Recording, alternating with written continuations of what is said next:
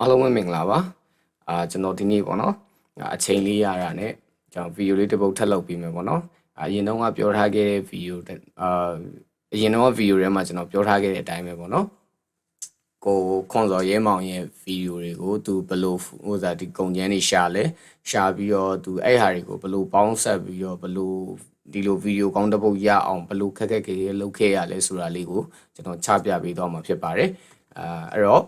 ပြောနေရကြတယ်စလိုက်အောင်ပေါ့နော်ဒါပေမဲ့ကျွန်တော်ပြောချင်တာတစ်ခုရှိတယ်ဒီဗီဒီယိုထဲမှာတော့ကျွန်တော် edit လုပ်ပြတော့မှာမဟုတ်ဘူးပေါ့နော် edit မလုပ်ပြတော့ဘူးဒါပေမဲ့edit လုပ်တဲ့နည်းတွေကိုတော့ဟိုမှာသွားကြည့်လို့ရတယ်ပေါ့နော်ကိုပညာရဲ့ဗီဒီယိုတွေထဲမှာကျွန်တော် edit လုပ်ပြထားတာရှိတယ်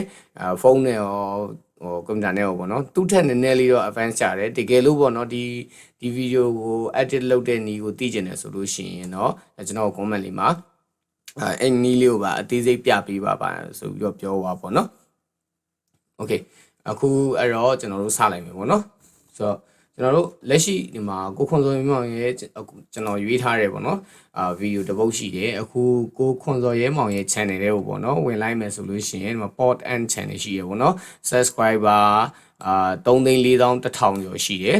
ဗီဒီယို16ပုဒ်ပဲတင်ထားသေးတယ်3,400,000 ကျော်ရှိရပေါ့နော်ဆိုတော့ဒီ channel လေးကိုလည်းသွားပြီးအားပေးလို့ရပါတယ်အောက်မှာ pod and movies ဆိုတာလည်းရှိတယ် pod and go ဆိုတာလည်းရှိရပေါ့နော်pod and movies ကကြတော့ subscriber 3,200,000 ကျော်သွားပြီpod and goes ကကြတော့4,100နဲ့600လောက်ရှိတယ်ပေါ့နော်သူရှိမှလည်းသွားဝင်ပြီးတော့အားပေးကြပါလို့ကျွန်တော်ကြွညာစရာတော့မလိုဘူးပေါ့နော်သူကတော့ဆိုတော့ဒီမှာအားလုံးလည်းတည်ပြီးကြားလောက်ပြီးထင်ပါတယ်ဒီဗီဒီယိုတွေဆိုလို့ရှိရင်ဒါကြည်ပြီးသွားလောက်ပြီပေါ့နော်ဒီမှာ view တွေကသူ့ဗီဒီယိုတွေအကုန်လုံးက3,000,000ကျော်ကြီးပဲပေါ့နော်3,000,000ကျော်ကြီး3,000,000ရဲ့အထက်မှာကြီးပဲအားလုံးကပေါ့နော်အကုန်လုံးလိုက်ကြည့်လိုက်ပေါ့နော်ဆိုတော့ကျွန်တော်ကဒီနေ့လောက်ပြသွားမှာဒီဗီဒီယိုလေးပေါ့နော်ဒီဗီဒီယိုလေးကိုလောက်ပြသွားမှာပေါ့နော်နာမည်ကြီးလို့လောက်ကြည့်လိုက်ပြီးတဲ့လူကိုမရှိပါဘူးဒါပေမဲ့ဒီနာမည်ကြီးလို့နဲ့ Atlantis ဆိုတဲ့မြို့တော့ဒါမှမဟုတ်ကျွန်းကြီးကဘယ်နဲ့ဘလို့ပေါ်ပေါက်လာတာလဲနောက်ပြီးတော့ဘာကြောင့်ပျောက်ကွယ်သွားခဲ့တာလဲဘာကြောင့်အခုဒီလူတွေညင်းပွားနေကြတော့လဲတကယ်ရှိခဲ့ဒီဟာလေးပေါ့နော်ဒီဟာလေးကိုကျွန်တော်တို့ကသူဘလို့ကုန်ကျန်းရှာသွားလဲပေါ့နော်ဒါသူကဒီဗီဒီယိုကိုမကြည့်ဘူးသေးဘူးဆိုလို့ရှိရင်တော့ဒီဗီဒီယိုကိုအရင်သွားကြည့်လိုက်ပေါ့နော်သွားကြည့်လိုက်မှသိလိမ့်မယ်ပေါ့နော်ကျွန်တော်ကဒီဗီဒီယိုကြည့်ဘူးတဲ့သူတွေဆိုလို့ရှိရင်တော့ပြန်ကြည့်ကြမလို့ကျွန်တော်ပြောပြသွားတာတွေအကုန်နားလည်လိမ့်မယ်ပေါ့နော်ကျွန်တော်ရဲ့ဒီဗီဒီယိုကိုဆက်ကြည့်မယ်ဆိုလို့ရှိရင်ဒီကိုခွန်စော်ရဲမောင်ရဲ့အခုဖွင့်ထားတဲ့ဗီဒီယိုကိုမကြည့်ရသေးဘူးမကြည့်ဘူးသေးဘူးဆိုရင်အဲ့ဗီဒီယိုကိုအရင်သွားကြည့်လိုက်ပါကျွန်တော်ဗီဒီယိုကိုနောက်မှကြည့်ပါပေါ့နော်အဲ့ဒီဗီဒီယိုကိုကြည့်ပြီးမှကျွန်တော်ဗီဒီယိုကျွန်တော်ရှင်းပြတာတွေအကုန်လုံးကိုနားလည်မှာမဟုတ်လို့ပေါ့နော်ဆိုတော့သူရဲ့ဗီဒီယိုကဒီဗီဒီယိုပေါ့နော်ဒီဗီဒီယိုကိုသူဘယ်လိုကုန်ကျန်းနေရှာသွားလဲဆိုလို့ရှိရင်သူအရင်ဦးဆုံးပေါ့နော် The Atlantis ရှေးဟောင်းမျိုးတော်ကြီးအကြောင်းသူ YouTube မှာရိုက်ရှာမယ်ပေါ့နော်ရိုက်ရှာတဲ့အချိန်မှာသူဒီလိုမျိုးတွေထွက်လာတယ်ပေါ့နော်ထွက်လာတော့ဒီမှာ The Atlantis ဆိုတဲ့အကြောင်းအရာတွေထွက်လာတယ်ထွက်လာတဲ့အချိန်မှာဒီဗီဒီယိုပဲထောက်ပါတော့ဒီဗီဒီယိုဖွင့်ကြည့်လိုက်တဲ့အချိန်မှာသူပျောက်ဆုံးသွားတယ်ရောက်တဲ့မျိုးပြောဆုံးသွားတယ်အဲ့လိုကဗီဒီယိုတစ်ခုရှာရနေတော့အဲ့ထဲမှာသူသွားပြီးတော့ပေါင်းပြီးတွေးမိသွားတဲ့အရာလေးတစ်ခုရှိတယ်ဒီဗီဒီယိုထဲမှာပဲလာတော့မသိဘူးเนาะအဲ့ဒီအပုတ်လေးတစ်ပုတ်ထဲမှာသူက The Eyes of Africa နဲ့ဒါနဲ့တွတ်တူရဲဆိုတဲ့အကြောင်းကိုနိုင်ငံသားတယောက်ကရှင်းပြထားတာရှိတယ်ပေါ့เนาะအဲ့ဒီဟာကိုသူကကြည့်ပြီးတော့ The Eyes of Africa ကိုထည့်ရှာလိုက်တယ်ထည့်ရှာလိုက်တဲ့အချိန်မှာ The Eyes of Africa ကလည်းဒီလိုပဲအဲ့ဒီကိစ္စကိုတေချာရှင်းပြသွားတယ် The Eyes of Africa နဲ့ဒီ the Atlantis နဲ့ဘလို့ဒီမှာပေါ့နော်The Eyes of Africa နဲ့ the Atlantis နဲ့ဟိုဆိုဘလောက်တူတယ်ဆိုတော့သူရှင်းပြသွားတာပေါ့နော်ရှင်းပြသွားတဲ့ဗီဒီယိုရှိရအောင်သူတွေ့သွားတဲ့အချိန်မှာသူမြန်မာလိုလုပ်ဖို့စဉ်းစားလိုက်တယ်လို့ကျွန်တော်ထင်တယ်ပေါ့နော်ကျွန်တော်ကတော့သူ့ကိုမမေးကြည့်ဘူးသေးဘူးပေါ့နော်သူနဲ့လည်းဆက်သွယ်မရှိပါဘူးဆိုတော့ The Eyes of Africa ဆိုပြီးတော့သူ Google မှာရှာလိုက်မယ်ရှာလိုက်တဲ့အချိန်ကြာလို့ရှိရင်ကျွန်တော်တို့ဒီမှာ Wikipedia နေပြီးတော့လည်းဟို research structure ဆိုပြီးတော့ထွက်လာတာမျိုးတွေရှိတယ်အဲ့ဒီမှာကျွန်တော်တို့ကဒီမှာဗီဒီယိုတွေရှိတယ်ဒီဗီဒီယိုတွေတွားကြည့်မယ်ဆိုလို့ရှိရင်လည်းတွားကြည့်လို့ရတယ်အဲ့ကနေပြီးတော့လည်းနားထောင်ရရတယ်ပေါ့နော်ဒီမှာစာဟိုစာတွေ blog တွေရေးထားတာတွေလည်းရှိသလို website တွေမှာလည်း ပေါ်ပြထားတာတွေရှိတယ်အဲ့ဒီကနေတော့သူစာတွေတွားရှာတယ်ပေါ့နော်အဲ့ဒီမှာကျွန်တော်တခုပြောချင်တာကပေါ့နော်ဒါက The Eyes of Africa ဒီမှာ The Atlantis ဆိုလို့ရှိရင်လည်းဒီမှာ The Atlantis ရဲ့အကြောင်းကိုအသေးစိတ်ရေးထားမျိုးတွေရှိတယ်ပေါ့နော်ဆိုတော့ဒီမှာ Atlantis အကြောင်းကိုသိကျင်တယ်ဆိုလို့ရှိရင်လည်းWikipedia ကနေပြီးတော့လည်းရေးတယ်ဗျWikipedia ကနေရှာတာပိုကောင်းတယ်ပေါ့နော်ဒီမှာဆိုတော့ theatlantis.com ဆိုပြီးတော့ website ကြီးဖြစ်နေတယ် sorry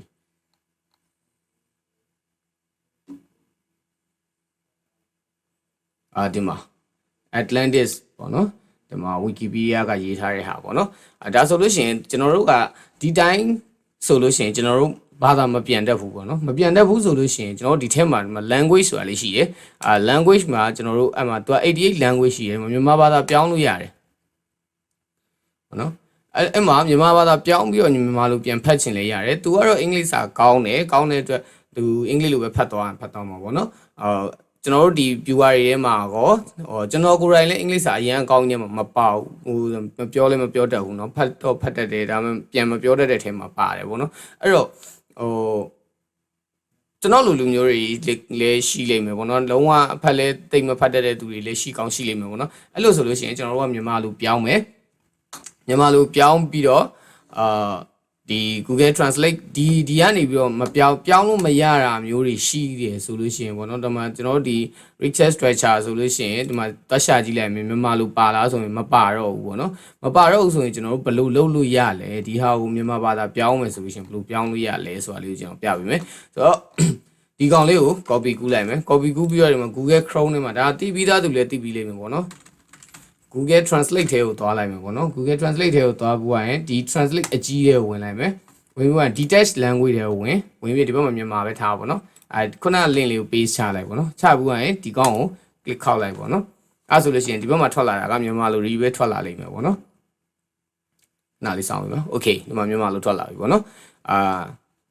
်ဒီလိုဆိုလို့ရှိရင်လည်းကျွန်တော်တို့ဒီလိုနည်းနဲ့လည်းရှာလို့ရတယ်ပေါ့နော်ဒါဘယ် website ကိုပဲဖြစ်ဖြစ်ဘယ် link ကိုပဲဖြစ်ဖြစ်ကျွန်တော် detached language လုပ်ပြီးတော့အဲ့ဟာကိုကျွန်တော်မြန်မာဘာသာနဲ့ပြန်ပြောင်းလိုက်တာပေါ့နော်ဆိုတော့ဒီလိုမျိုးဟာတွေအကုန်လုံးကိုသူအကုန်ဖတ်ကြတာဖတ်တယ်ပြီးတော့ Atlantis ကိုဆိုလို့ရှိရင်လည်း Atlantis မျိုးတွေရဲ့အကြောင်းအဆုံးကိုသူဖတ်မယ်ဒီ The Eyes of Africa ဆိုလဲ Africa ရဲ့အကြောင်းတွေသူဖတ်မယ်ပြီးရင်ဘာလုပ်ကြမလဲဆိုတော့ဒီဗီဒီယိုတွေကိုလည်းသူအစဆုံးကြည့်မယ်ဒီဗီဒီယိုတွေကိုလည်းသူအစဆုံးကြည့်မယ်ကြည့်ပြီးတော့မှအဲ့ကနေပြီးတော့ idea ရပြီဆိုလို့ရှိရင်အဲ့ဒီအတွက် content သူရေးရတော့မယ်ဆိုတော့ဒီအကုန်လုံးကိုဖတ်ထားတဲ့အထဲကနေပြီးတော့သူကောင်းတဲ့ content ကိုပြန်စီရပြီပေါ့နော် content ကိုတေချာပြန်စီရပြီပေါ့နော်ဒီ script ကိုပေါ့နော်တေချာပြန်ရေးရပြီဆိုတဲ့အချိန်ကြာရင်အဲ့ဒီအတွက်ကလည်းအချိန်ပေးရတယ်ဆိုတော့အနည်းဆုံးအဲ့နှစ်ခုမှရင်တစ်လလောက်ကတော့ကြာနိုင်တယ်ပေါ့နော်သူမှတခြားလုပ်တွေလည်းရှိကောင်းရှိနိုင်တယ်ဆိုတော့တစ်လလောက်ကြာနိုင်တယ်ဆိုတော့အဲ့ဟာပြီးတော့ကျွန်တော်နောက်ထပ်ဟုတ်ပြီကျွန်တော် script လည်းရပြီပေါ့နော် script လည်းရသွားပြီဆိုလို့ရှိရင်ကျွန်တော်ဗီဒီယိုစရိုက်ကတော့မှာစရိုက်ဖို့အတွက်ဆိုလို့ရှိရင်ကျွန်တော်တို့ဒီတိုင်းစရိုက်လိုက်ပြီပေါ့နော်ဒါပါတော့ဒါအလွယ်ပြောလိုက်မယ်ဆိုလို့ရှိရင်ကျွန်တော်ရိုက်တဲ့နေရာမှာလည်းကျွန်တော်ပြန်ရိုက်ကြတာတွေအများကြီးရှိတယ်ပေါ့နော်မရိုက်ခင်မှာစမ်းလေးကျင်းနေရတာတွေလည်းရှိတယ်အဲ့ဒီအတွက်ကလည်းအချိန်က2ရက်3ရက်ဒါ scale ကောင်းတဲ့သူဆိုရင်တော့1ရက်2ရက်လောက်ကပြန်ပြီးမကြိုက်ဘူးပြန်ရမယ်မကြိုက်ဘူးပြန်ရမယ်နော်ကိုယ်စိမ်းကိုသဘောမကျနေတဲ့အခြေအနေမျိုးတွေပေါ့နော်ကိုက quality ကောင်းကောင်းထွက်ချင်တာဖြစ်တဲ့အတွက်ခဏပြန်ရိုက်ကြတာမျိုးတွေလည်းရှိကောင်းရှိနိုင်တယ်ပေါ့နော်ဆိုတော့အဲ့ဒီမှာလည်းအချိန်ပေးရတယ်ဟုတ်ပြီရိုက်ပြီးသွားတဲ့အချိန်မှာ तू ခုနကလိုမျိုးဒီမှာလိုမျိုးပုံနေထည့်ရတော့မယ် तू ကရှေ့ကနေပြောသွားတယ်ပြီးတော့ Atlantis ဆိုတဲ့ကြောင်းပုံနေထည့်ရတော့စိတ်ဝင်စားစရာအဲ့လိုမျိုးပုံနေထည့်ရတော့မယ်နေရာမျိုးတွေမှာ तू ဘယ်ကနေပြီးပုံနေလေ तू ထည့်တယ်ဗီဒီယိုတွေလည်းထည့်တယ်ပေါ့နော်ဆိုတော့အဲ့ဒီမျိုးမှာ तू ဘယ်ကယူလဲဆိုတော့ဒီထဲကပဲယူတာပဲပေါ့နော်ဒီလိုတွေကယူတယ်ပြီးတော့အခုဒီမှာ research structure နဲ့ပတ်သက်လို့ရှိရင်ကျွန်တော်တို့ဘတ်ပြန်စုပ်ကြည့်လိုက်မယ်ဒီမှာ The Eyes of Africa လို့စာလို့ရှိရင်ဒီမှာ image ဆိုပြီးကျွန်တော်တို့သွားလိုက်မယ်ဆိုလို့ရှိရင်ဒီမှာသူနဲ့ပတ်သက်တဲ့ image တွေထွက်လာပြီပေါ့နော်ဒါဆိုလို့ရှိရင် The Eyes of Africa နဲ့ဒီမှာAtlantis နဲ့ကိုလုံးဝနှိုင်းရှင်ပြထားတဲ့ပုံတွေဒီမှာတွေဒါမျိုးတွေရှိတယ်ပေါ့နော်အဲဆိုတော့ဒီပုံတွေကို तू အဆင်ပြေတဲ့ပုံကို तू save လိုက်မယ်ပြီးတော့ဒီဘက်မှာဆိုလို့ရှိရင်လည်းတူတူပဲ The Atlantis ကိုလည်းသွားကြည့်လိုက်မယ်ဆိုရင် image ကိုဝင်လိုက်မယ်ပေါ့နော် ဆိုလို့ရှိရင်ဒီမှာ Atlantis မြို့ဟောင်းကြီးအရင်တုန်းကရှိခဲ့တဲ့မြို့ဟောင်းကြီးဒါလူတွေခက်မှန်းကြီးနဲ့ဆွဲထားတာပေါ့နော်ဒီလိုဟာမျိုးတွေရှိခဲ့တယ်ပေါ့နော်ဆိုတဲ့ဟာမျိုးသူအဲ့ပုံတွေကိုယူသုံးမယ်ပေါ့နော်ယူသုံးပြီးတော့ဒါပုံဗီဒီယိုဆိုပြီးတော့ယူမယ်ဆိုလို့ရှိရင်ဒီထဲမှာဗီဒီယိုတွေနဲ့ဒါ website တွေကနေပြီးတော့ပြထားတာတွေပေါ့နော်အဲ့ထဲကနေပြီးတော့လဲရှာယူလို့ရတယ်လို့ဒီ YouTube ကနေပြီးတော့ရှာလို့လည်းရတယ် YouTube ကနေရှာပြီးယူသုံးမယ်ဆိုလို့ရှိရင်လည်းကျွန်တော်ပထမတည်းကပြောထားပထမဗီဒီယိုတွေမှာပြောထားတဲ့အတိုင်းပဲကျွန်တော်ပြောမယ်ဆိုလို့ရှိရင်လဲ17စက္ကန့်ပေါ့နော်17စက္ကန့်မကြော်မချင်း copyright လွတ်တယ်ပေါ့နော်ဆိုတော့အဲ့လောက်တောင် तू မယူသုံးထားဘူး17စက္ကန့်တောင်မရှိဘူးနော် तू အများဆုံးသုံး4စက္ကန့်5စက္ကန့်လောက်ပဲ तू သုံးတယ်ပေါ့နော်အဲ့လောက်လေးပဲသုံးတယ်ဓာတ်ပုံဆိုလို့ရှိရင်လည်းအဲ့တိုင်းပဲ तू သုံးတယ်ပြီးရင် zoom effect တွေ translation တွေထည့်တယ်မှာပေါ့နော်ကောင်းပါအဲ့တော့ကျွန်တော်တို့ဒီခေါင်းစဉ်ကိုအသေးစိတ်မလေ့လာခင်အဲ့ဒီ like နဲ့ share သွားတယ်ချက်လောက်ချလိုက်ပါခင်ဗျာကျွန်တော်ရဲ့ page ကိုကြည့်ခဲ့တဲ့ကျုံးဖြစ်ပါတယ်ခင်ဗျာဒီကျုံးမျိုးလေးပေါ့နော် translation လေးထည့်သွားတယ် zoom effect လေးတွေထည့်သွားတယ်ဒါမျိုးလေးပေါ့နော်လောက်သွားတယ်ဒါကို Premiere Pro နဲ့အသေးစိတ်ပြန်လုပ်သွားတယ်အဓိက edit ဘိုင်းကအလောက်မကြဘူးကျွန်တော်ပြောချင်တာပေါ့နော်ဒီ data content လောက်ကြတဲ့အချိန်ကအရန်ကြတယ် secret ရေးရတာကြတယ်ဒီ data တွေရဖို့အတွက်ကိုစဉ်းစားရတာကြတယ်စာရီလိုက်ဖတ်ကြတာကြတယ်ပေါ့နော်ဆိုတော့ video ကောင်းတစ်ပုတ်ဖြစ်ဖို့ကိုအချိန်ကအနည်းဆုံးတစ်လနဲ့တစ်လခွဲဂျားမှာရှိတယ်ပေါ့နော်ဒါတော့နေတိုင်းအချိန်ပေးနိုင်မှာပေါ့နော်နေတိုင်းအချိန်မပေးနိုင်ဘူးဆိုလို့ရှိရင်ဗီဒီယိုတစ်ပုတ်ကအနည်းဆုံး2လ3လလောက်ကြာသွားလိမ့်မယ်ပေါ့နော်ဗီဒီယိုကောင်းတစ်ပုတ်ဖြစ်လာဖို့အတွက်ဆိုလို့ရှိရင်ပေါ့နော်တော့စာရီအများကြီးဖက်ကဒါတွေအကုန်လုံးက तू တိပြီးသားဖြစ်နေခဲ့ရင်တော့ဖတ်ဖူးပြီးသားဖြစ်နေခဲ့ရင်တော့ပြန်ဖက်ကလိမ့်မယ်။ဘာကြောင့်လဲဆိုတော့ secret ရေးဖို့အတွက်ပေါ့နော်။အစီငေါ်တက်ပြန်ပြီးတော့ဒီနှစ်ခုကို concept ချိန်နိုင်ဖို့အတွက်ကို तू ပြန်ဖက်ကလိမ့်မယ်ပေါ့နော်။ तू များပြောတဲ့အတိုင်းလဲ तू ပြန်လိုက်လို့မှာမဟုတ်ဘူးပေါ့နော်။ဒီထဲမှာပြောထားတာရှိတယ်ပေါ့နော်။ तू များပြောထားတာရှိတယ်။ဒါပေမဲ့ तू များပြောထားတဲ့အတိုင်းပဲ तू ဤတီမလွယ်ကြီးကို secret ယူပြန်ပြီးတော့မြန်မာလူပြန်ရေးမှာတော့မဟုတ်ဘူးပေါ့နော်။ရေးလည်းမရေးခဲ့ပါဘူးပေါ့နော်အဲ့ဒီထဲကနေပြီးမှသူကောင်းလို့ရရလေးကိုပြန်ဆွဲထုတ်သွားတယ်သူတို့ပြောရတဲ့ထဲမှာပါတဲ့ဟာလေးတွေလည်းပါတယ်ပေါ့နော်သူဆွဲထုတ်သွားတယ်ပြီးတော့ပုံတွေကိုလည်းသူရှာလို့ရတဲ့ပုံတွေရအောင်ရှာသွားတယ်အဲ့လိုမျိုးပဲပေါ့နော်ဒီဗီဒီယိုကိုသူလုတ်သွားတဲ့အချိန်ကအနည်းဆုံးတစ်လနဲ့တစ်လခွဲလောက်ကြာတယ်ပေါ့နော်ဆိုတော့ကျွန်တော်ပြောချင်တဲ့ message ကဘာလဲဆိုတော့ဒီကိုခွန်စော်ရဲမောင်လို့video quality အရင်ကောင်းပြီးတော့လူအရင်စိတ်ဝင်စားတဲ့ video မျိုးတွေကိုတင်ကျင်တယ်ဆိုလို့ရှိရင်ပေါ့နော်အဲ့လို channel မျိုးတွေကိုစိတ်ဝင်စားတဲ့သူတွေဆိုလို့ရှိရင်တော့ကျွန်တော်တို့ video တစ်ပုတ်အဲ့တစ်ပုတ်က view ကောင်းလိမ့်မယ်ကောင်းဖို့အတွက်ကိုလည်းအချိန်အများကြီးပေးရတယ်ပေါ့နော်ကျွန်တော်တို့သူ့မှာဆိုလို့ရှိရင်လည်းဒီမှာအရင်တော့ရတဲ့ဒီ camera setting နဲ့ပတ်သက်တာတွေကျွန်တော် video တင်ဘူးတယ်ပေါ့နော်အဲ့တော့မီအလင်းအမှောင်ထိုးရတွေကအစပြီးတော့အတန်ပိုင်းဆိုင်ရာအစပြီးတော့နောက်editing ပိုင်းနေရာအစပေါ့နော်သူ color grading ပိုင်းနေရာအစအလုံးဝအဆင်ပြေနေအောင်လုပ်မယ်ဆိုလို့ရှိရင် edit ပိုင်းကလည်းအနည်းဆုံးတစ်ပတ်လောက်တော့ကြာတာပဲပေါ့နော်ဆိုတော့အဲ့လိုမျိုးအဲ့ဒီဟာတွေကိုလည်းအချိန်ယူရတယ်ဆိုတော့စိတ်ရှည်ပြီးတော့ကိုက research အားလည်းအရင်ကောင်းပြီးတော့စာဖတ်မပြင်းရမယ့်သူမျိုးပေါ့နော်စာဖတ်လည်းမပြင်းဘူး research လည်းကောင်းတယ်ဆိုလို့ရှိရင်ကိုယ့်ရဲ့ creative thinking ကောင်းတယ်ဆိုလို့ရှိရင်ကိုယ့်ရဲ့ video ကသူ့လိုပဲအောင်မြင်မှာပဲလို့ကျွန်တော်ဘက်ကနေပြီးတော့ရေးပြောရတယ်ပေါ့နော်ဒီ video လေးကတော့ဒီလောက်ပါပဲပေါ့နော်ဆိုတော့ကျွန်တော်သူအဲ့ဓာတွေကို collab ဘယ်လိုလုပ်ပြီးဒီဟာတွေကိုကျွန်တော်ခုနပြောရတဲ့အတိုင်းပဲ collab လုပ်ပြီးတော့edit လုပ်သွားတဲ့အဆင့်အထိကျွန်တော်ပြန်လုပ်ပြစေခြင်းတယ်ဆိုလို့ရှိရင်တော့ကျွန်တော်ကိုအဲ့ဒီဟာကိုအောက်က comment လေးမှာရေးပေးခဲ့ပေါ့နော်ကျွန်တော်အဲ့အရာလေးကိုအသေးစိတ်လေးလုပ်ပြပေးပါဆိုလို့ရှိရင်တော့ကျွန်တော်လုပ်ပြပေးမယ်အဲ့ဗီဒီယိုကတော့နည်းကြာရင်ကြာမယ်ပေါ့နော်ဘာလို့လဲဆိုတော့ကျွန်တော်အကြာကြီးလုပ်ကြမှာမဟုတ်လို့ဆိုတော့အဲ့လိုလုပ်ပြပေးမယ်ဆိုလို့ရှိရင်တော့ကျွန်တော်မှလည်းအားရရက်ကနည်းနေတော့လေအဲ့ဒါကြောင့်မို့အဲ့ဗီဒီယိုလေးထွက်လာဖို့ကတော့ကြာမယ်ပေါ့နော်တကယ်လို့ကြည့်ချင်တယ်ဆိုတော့ကျွန်တော်မဖြစ်ဖြစ်အောင်လုပ်ပေးပါမယ်အောက်က comment လေးမှာရေးပေးခဲ့ပါနောက်ဗီဒီယိုတွေမှာကျွန်တော်စပြီးတော့ပေါ့နော်တင်နန်းနဲ့ပတ်သက်တာမျိုးတွေကိုကျွန်တော်ပြောသွားပေးဖို့လည်းရှိပါတယ်တင်နန်းရယ်လို့မဟုတ်ဘဲနဲ့ပေါ့နော်ကျွန်တော်ဒီ YouTube နဲ့ပတ်သက်ပြီးတည်တဲ့အရာလေးတွေပေါ့နော်အဲ့ဒီဟာလေးစောင်းရန်ရှောင်းရန်လေးတွေပေါ့အဲ့ဒါလေးတွေကိုကျွန်တော်ဗီဒီယိုအတူလေးတွေပဲလုပ်ပြီးတော့ကျွန်တော်ပြောပေးသွားမယ်ကျွန်တော်ရဲ့ဗီဒီယိုကတော့နောက်ပိုင်းဗီဒီယိုတွေမှာလည်း edit ကောင်း